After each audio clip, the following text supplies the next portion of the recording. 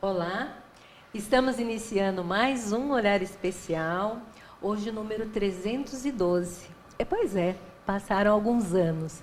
Eu quero agradecer muito aqui a todos vocês que nos assistem, a todas as TVs comunitárias que levam esse programa até você, às vezes muito longe aqui da gente, às vezes na Bahia, Espírito Santo, Mato Grosso, né? Um grande abraço a todos vocês. Hoje nós vamos falar uma continuação de temas que a gente tem trazido e que tem nos pedido para continuar. Nós vamos falar sobre saúde mental e constelação familiar sistêmica. Diferente, né? Eu também achei isso há algum tempo atrás, quando eu descobri.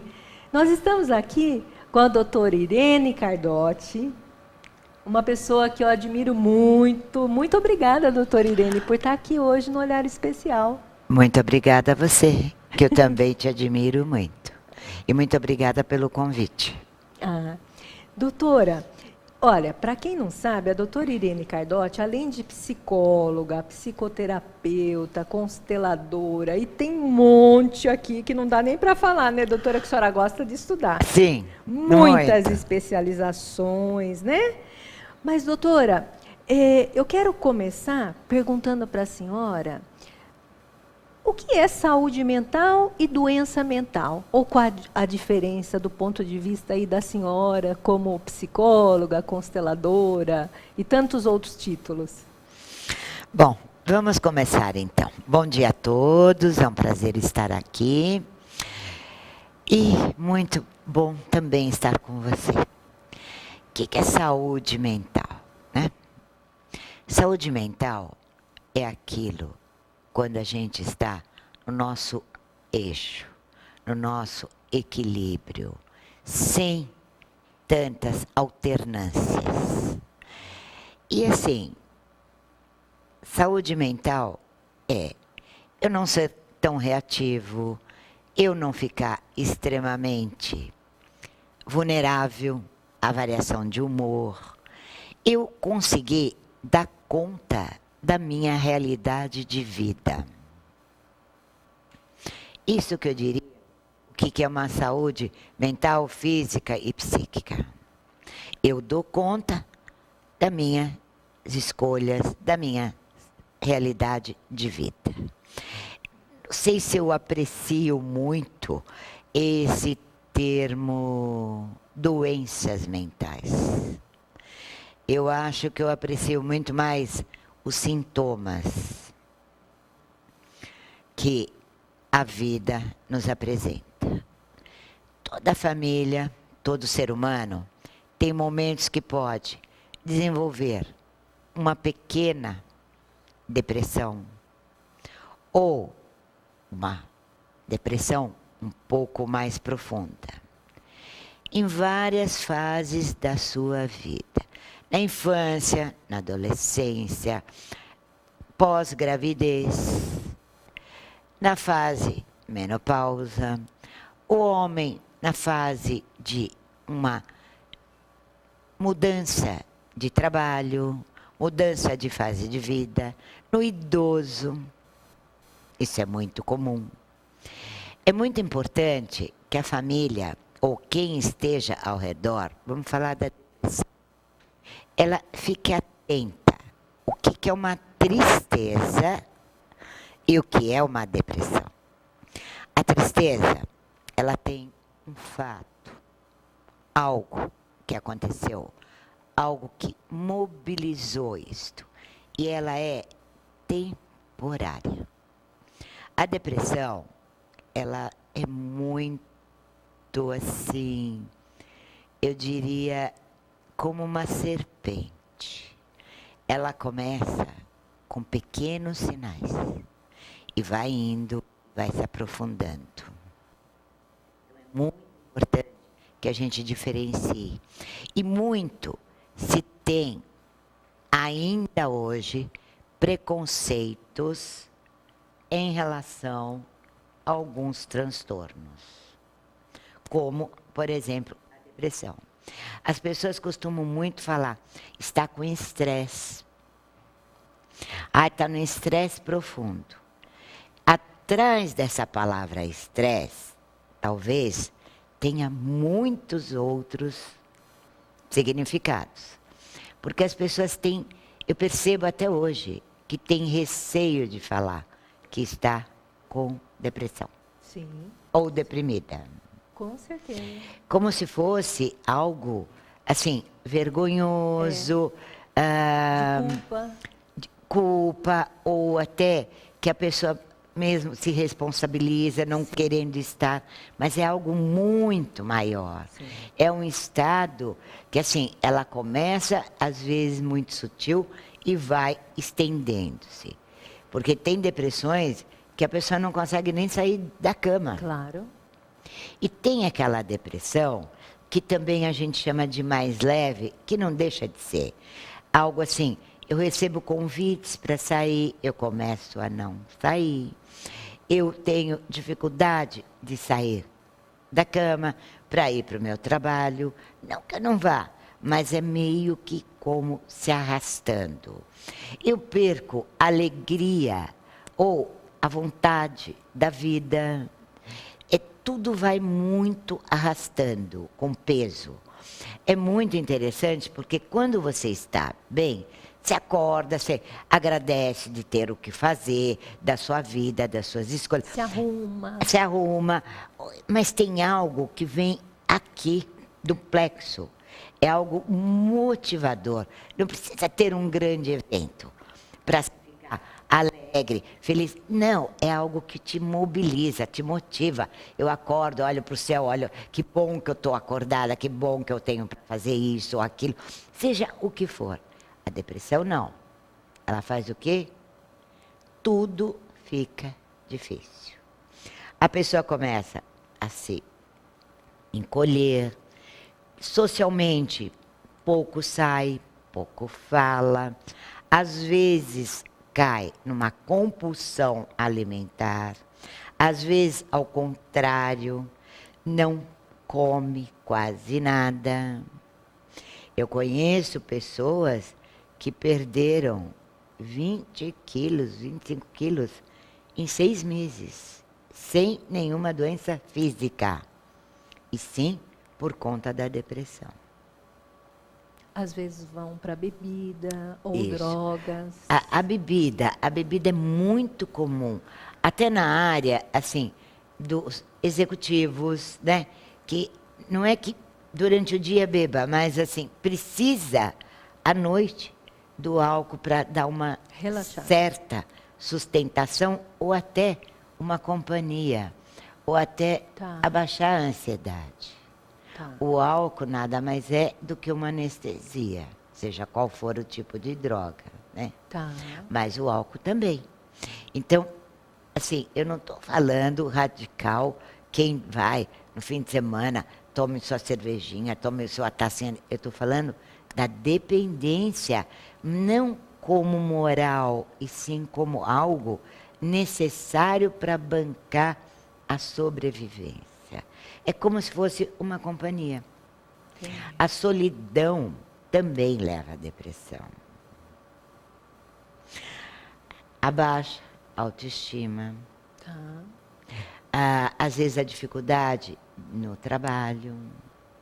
Às vezes a dificuldade no relacionamento. Casais que estão casados há algum tempo apresentam também sinais de depressão. Por quê? O casamento se recasa e recria-se muitas vezes para que se mantenha-se alegre e harmônico com o parceiro ou parceira. Porque senão cai numa rotina.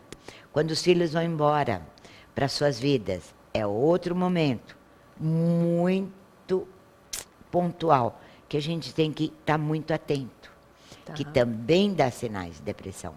E os adolescentes, então? Pois é. Nessa competitividade que existe, que é real, e hoje em dia os adolescentes muito ligados, né, nos eletrônicos, na solidão, no solitário. Os pais também pouco se relacionam com os filhos, por falta de tempo, mas encontre um horário, nem que seja uma refeição, mas que sem estar com seu celular ou com seu iPad, olhando no olho, conversando, perguntando, se interessando. E sabendo ver qual é a dificuldade que seu filho ou sua filha está enfrentando. Inclusive as crianças, a depressão também tem aumentado na fase infantil. Que coisa, né, doutora? Muito. Inclusive, a gente tem visto e ouvido, né, sobre os suicídios infantis, né? Que está aumentando bastante. Infelizmente. E bastante, adolescentes. bastante. Sim. Na verdade, eu vejo isso como tem algo assim, muito estimulado através de internet, mas não que a internet não seja boa, sabendo usá-la, eu acho ótimo. Mas não sabendo como refúgio é péssimo. Sim. Como fuga. Então, o que está faltando? Os pais olharem para os filhos. Tá. Doutora, o nosso programa, ele iniciou a gente falando sobre o universo da pessoa com deficiência de uma forma geral. À medida que foi passando os anos, a gente vai percebendo o quanto esses pais também precisam ser cuidados. Quando Sim. tem uma notícia de que vai ter um filhinho que vai vir com uma deficiência, ou que muitas vezes esse filho já está na infância, às vezes até um adolescente, e se tem um diagnóstico de uma bipolaridade, uma esquizofrenia. E eu queria que a senhora falasse um pouco sobre isso, sobre esses pais, essa atenção, como lidar com tudo isso. Então, a melhor forma de conviver é dizer sim à vida. Se esse filho, essa filha, ou algo dentro desse sistema, até às vezes os próprios pais desses pais desenvolvem, numa idade avançada, outros sintomas. Alzheimer, manias sim. e tudo mais.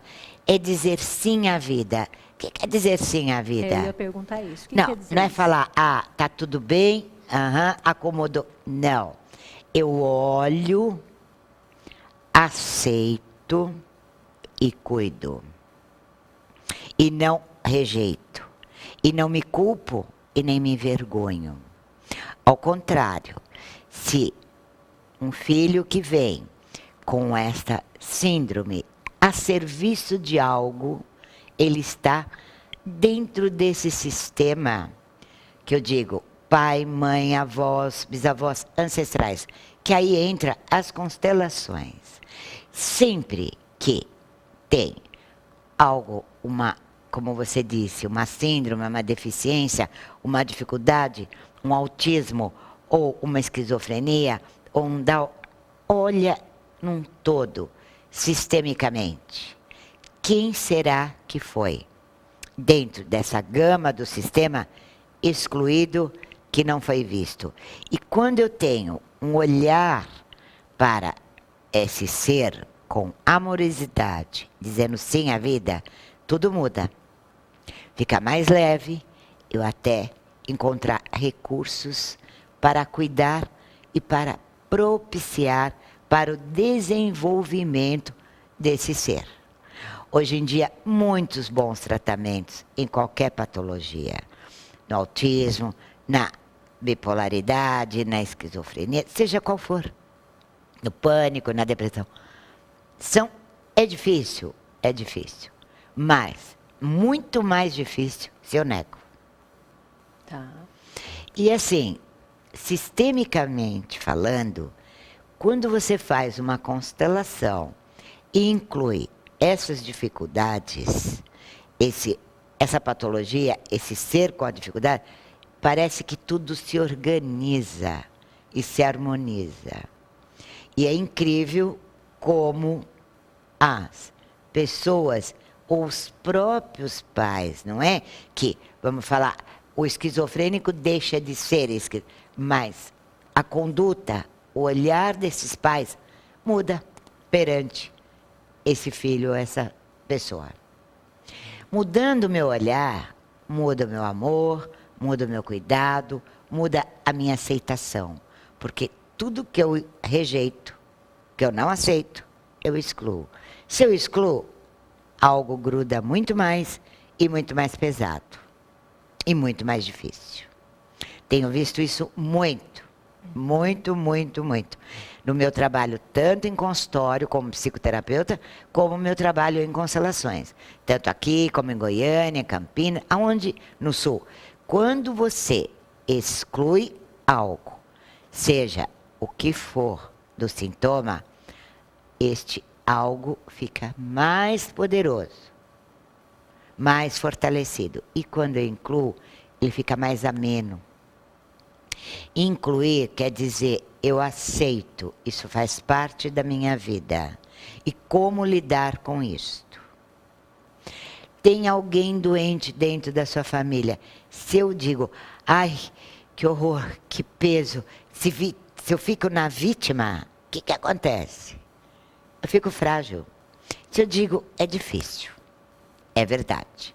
Mas vamos ver e fazer o nosso melhor. Vamos dar o nosso melhor. Fica mais leve. Eu não fico carregando mochilas pesadas. Eu só aquilo que me pertence. Então, o trabalho de constelações nesses sintomas, eu diria, ajuda muito. Porque muitas vezes alguém lá atrás dos seus ancestrais tem um quadro das doenças mentais e que foi excluído, foi não aceito, e um descendente vem para honrar e dar à luz e ser leal. Quando você inclui, até o sintoma ameniza. E a depressão tem muito a ver com o momento que a gente vive nesse século, né? 21 é a doença do século, a depressão. Mas, se a gente olhar o que tem ao redor, trabalhar toda essa forma de inclusão, tudo ficará mais fácil e mais leve. Eu acho, essa visão da senhora, isso é uma das coisas, telespectador, que eu achei muito interessante, quando eu conheci no seu grupo lá a constelação familiar sistêmica, né? A forma como eu vejo a senhora trazer, e a senhora fala, eu não gosto muito do termo doença mental, eu prefiro o sintoma. Eu vejo que a senhora vê de uma forma mais leve tudo. E às vezes, tudo bem, se nosso filho tem determinada doença, enfim, deficiência, muitas vezes não vai mudar isso, mas a forma da gente lidar, isso pode alterar toda essa relação, não é isso? Mas altera. Sim. Altera. A única forma de alterar como eu lido com as coisas difíceis da vida e com os sintomas dentro do meu sistema ou até o meu próprio sintoma é como eu olho, como eu vejo e como eu aceito. Para até poder cuidar. No meu trabalho de constelações aqui em São Paulo, acho que você tem visto isso bastante. Sim. Muitas constelações de sintomas, de crianças, adolescentes, adultos, jovens. E assim, como as pessoas, quando olha e diz, sim, eu precisei disso, a serviço do que isso existe, tudo muda, sistemicamente. Inclusive, eu vi lá, a senhora também, casos que foram tratados da dependência química. Sim. Muito interessante. Muito, porque a dependência química, ela não pertence só a quem faz uso, e sim a toda essa rede de familiar dos ancestrais. Nós não sabemos que coisas aconteceram com os nossos ancestrais que nós nem conhecemos. A serviço de algo está esse uso, seja do álcool, da droga, do que quer que seja, ou mesmo da alimentação. Quando você diz, eu honro, respeito, acolho, você foi útil e necessário, mas agora, basta, eu posso estar livre. honrando, respeitando, seja o que for que tenha acontecido. Nós temos histórias muito sérias, pessoal da Itália, de imigrações, Líbano, seja de onde for, que tem coisas muito difíceis para que nós estarmos aqui na nossa terra, o que eles viveram. Então, quando a gente os inclui, seja o que for, a fome, a miséria também, as injustiças, incluir significa eu dou um lugar no meu coração. Quando eu faço isso, tudo vai na ordem. Organiza. Não é que assim, eu passo a viver com isto, com essa dor. Não, ao contrário, eu me libero. E libero aquele que não foi visto. Doutora, a senhora já é formada praticamente há quase 40 anos, Sim. né, como psicóloga. E como chegou para a senhora essa constelação familiar sistêmica, que é um negócio totalmente diferente de tudo? Aliás, pouco se fala disso, né? Poucas pessoas ouviram falar disso, não é Hoje em isso? dia mais. Hoje mais. Muito mais. Quando eu comecei a falar de constelações, muitas pessoas falam, mas o que é isso? São estrelas, né? Aham. Que não deixa de ser, né? Não deixa de ser também. Tá. Um sistema não deixa de ser uma estrela, porque quando a gente fala em constelações, que é dado o nome no Brasil, na Europa, nos Estados Unidos, não. Chama-se colocações. No Brasil, tá. a tradução foi constelações. Tá. Se você pensar em constelações como num planetário, não deixa de ser um agrupamento. Você concorda? Tá. Das estrelas. E Tá. constelações não deixa de ser um agrupamento de pessoas. Tá. Também. Então, eu acho até bonito esse nome e até poético. Agora, como chegou? Eu primeiro fiz a formação em terapia familiar sistêmica, há 29 anos atrás, que era a velha sistêmica, hoje tem a nova sistêmica, que já fazia a inclusão do todo, da família, de ter um olhar, ter uma escuta diante desse trabalho. Não só trabalhar com a pessoa individualmente, e sim em todo esse contexto. Há 20 anos, mais ou menos, desde 99, eu conheci o Bert Hellinger, quando ele veio a primeira vez ao Brasil. Eu sempre fui muito curiosa e gosto muito de estudar. Quando eu o conheci, que foi no Rio, aquele trabalho me tocou muito. E aí eu comecei a entender o quanto que eu poderia estar somando com todas as minhas outras formações, corporais inclusive, bioenergética, biossíntese, psicodrama, e a terapia familiar sistêmica com as constelações. Então foi um bom alinhavo que eu fiz junto de mim, internamente. Mas primeiro eu quis participar e me submeter. Então ele veio para São Paulo, aí formou-se um grupo e resolvemos trazê-lo para dar formação para cá. Eu sou a primeira turma, aqui, entre outras pessoas também, meus colegas, e começamos a desenvolver esse trabalho. E eu acredito muito, porque nesse trabalho eu uso todo o meu conhecimento. A parte corporal, que é importantíssima na constelação, o corpo fala antes do meu verbal, as sensações corporais e essa abordagem, né, no todo, que é o sistema, sistemicamente falando. E só agregou a minha primeira formação de terapia familiar sistêmica, não a primeira formação, que eu fiz Jung, fiz várias outras, mas na linha familiar só somou.